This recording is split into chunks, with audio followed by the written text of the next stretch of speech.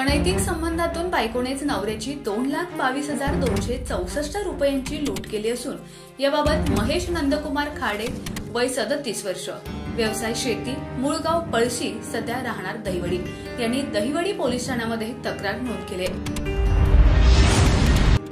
दहिवडी पोलिसांकडून मिळालेली माहिती अशी की दहिवडी गोंदवले रोडवरील मानदेशी पत्रा डेपो नजीक असणाऱ्या हर्षदा विला या बंगल्यामध्ये महेश नंदकुमार खाडे व श्रुतिका उर्फ स्वीटी महेश खाडे हे राहत असून दिनांक 13 जानेवारी 2024 रोजी सायंकाळी 7:15 वाजण्याच्या सुमारास माझी पत्नी सौ श्रुतिका उर्फ स्वीटी महेश खाडे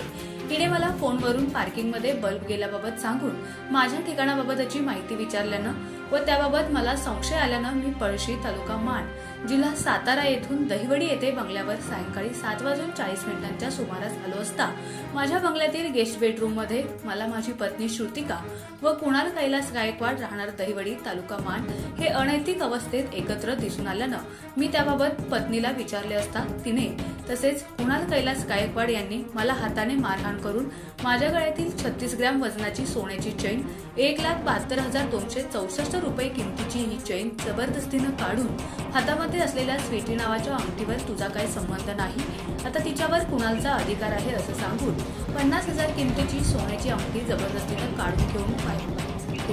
50,000 किमतीची सोन्याची अंगठी जबरदस्तीने काढून घेऊन